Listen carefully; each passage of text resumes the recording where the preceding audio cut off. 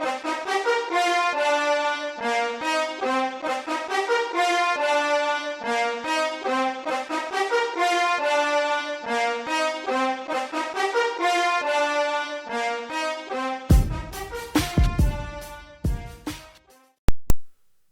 fans around the world, welcome to Nothing But Net Podcast, the leader in NBA podcasts. To the right of me, I have Judah, who's going to help me talk through all of the NBA rumors, trades, and signings that happened in the last week. How you doing?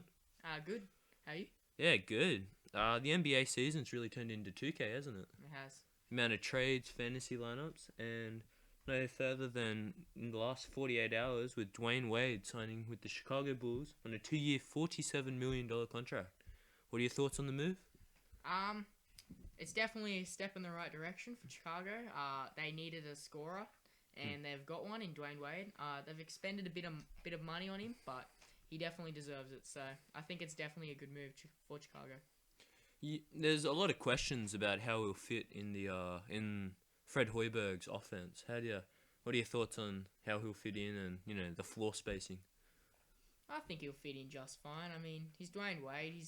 He's a great scorer. I think he's going to work well with Hoiberg. I think they're going to be a good team. Yeah, no, I certainly like the move. I was certainly shocked when I saw the news. Yeah. 2-year, $47 million. I can live with that. It's not too bad. It's not too bad of a contract. You look at it now. The Bulls potentially have a big three. They do. Yeah. None of them can shoot, so that may be a problem. But you look at the players they got rid of. Dunleavy and Calderon, whoop-de-doo, who cares? Yeah. Really, no one really cares about that. Unless you're a hardcore Dunleavy fan, been with him since day one. But I doubt it. Everyone in Duke's crying. Yeah. But no, it's certainly an improvement for the roster. Yeah. Butler can finally play small forward. But no, from a Miami Heat point of view, where do they go from here? They've screwed themselves over. They've gone out and tried to get Durant, and Dwyane Wade didn't like that, so he left. And they obviously, when they signed Hassan Whiteside, they expected Dwyane Wade to re-sign. Take another pay cut. Yeah, he's played with Heat his whole life. They just expect him to re-sign. Dwyane Wade said no, so they're definitely in a bit of a problem right here. Their only agent they sort of managed to sign was Hassan Whiteside, and besides Chris Bosh, they got no one really else besides those two. Yeah, I saw something the other day that had Mike Conley's new contract. Yeah. At $153 million, and then it's got Dwyane Wade's career earnings. Yeah. He's got 156. Dwyane Wade's career earnings are only $3 million more than Mike Conley's new contract. Well. It's insane, isn't it? Yeah. So no, look, I'm not entirely sure where the Heat will go. Yeah. You still have Winslow. You still got Dragic. I mean, you gave Dragic the max. You gave Whiteside the max.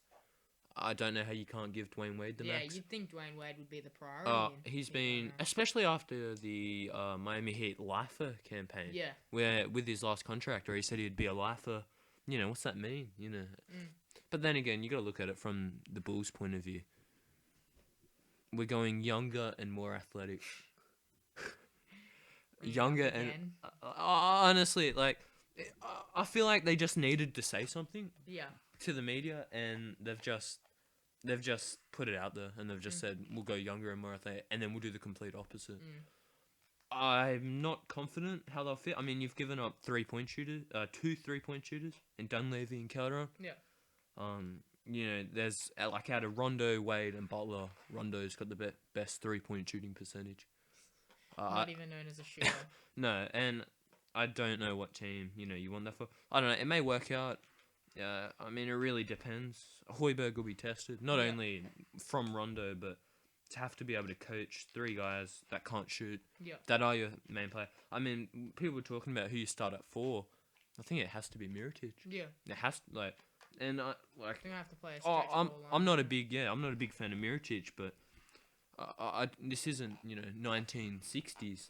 There is a 3-point line. McDermott though, isn't Doug McDermott 6'9"? He could easily start at the 4. You reckon he'd be able to rebound? Yeah, probably not. He brings the shooting that they'd be lacking. You'd be playing extra small. Very. And small, I mean, Lopez can pull rebounds. Yeah, no. Yeah. I mean, that could be an option they explore. I think at the moment they've got Gibson. Yeah. Looking to start Yeah.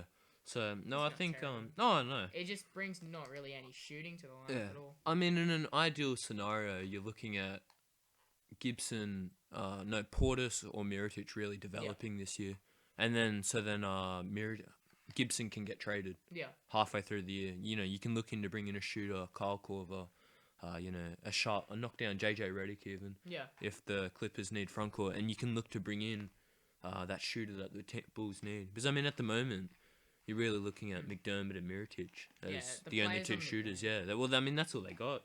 So from that point of view, no, I think it's a good signing. Yeah.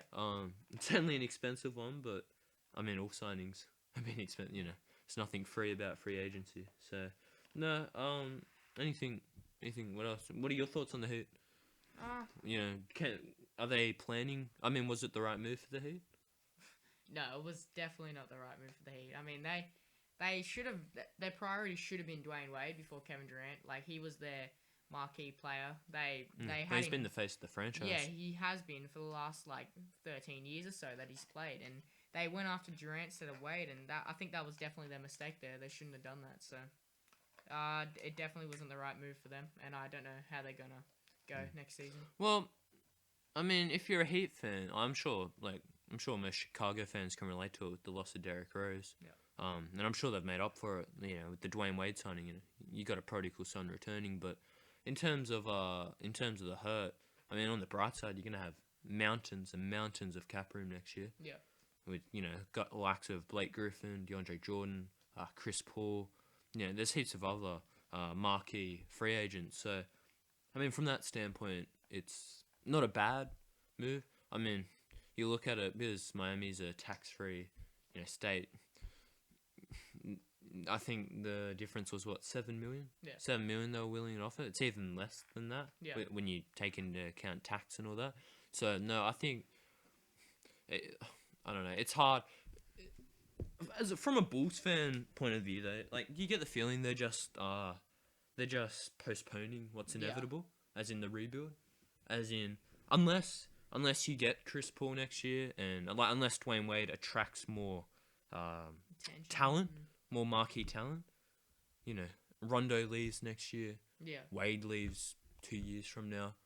Butler eventually leaves 3 years from now. You're just really just postponing the rebuild. Yeah. So, I mean, and from another, and also on top of that, you look at the Kings pick, or even the Bulls pick. You know, next year's draft is supposed to be 15 deep, as in 15 players they expect to be all stars. Yeah. You know, again, that's just projected, but you know, when there's 15 of them, it's a fairly good draft. And because of that, you know, Bulls weren't because we'd expect the Bulls. I mean, we'll talk about it with our top 4 teams in the East, top 4 teams in the West later, but you'd expect the Bulls to be around the mark. So, you know, making the playoffs. So that, you know, they won't be getting a lottery pick.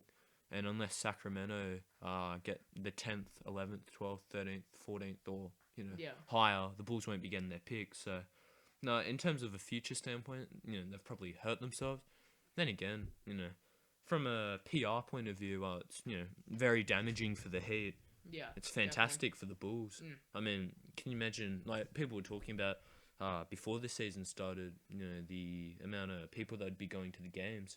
You know, you can imagine the attendance levels just be going through the roof now, especially with Dwyane Wade, you know, Chicago.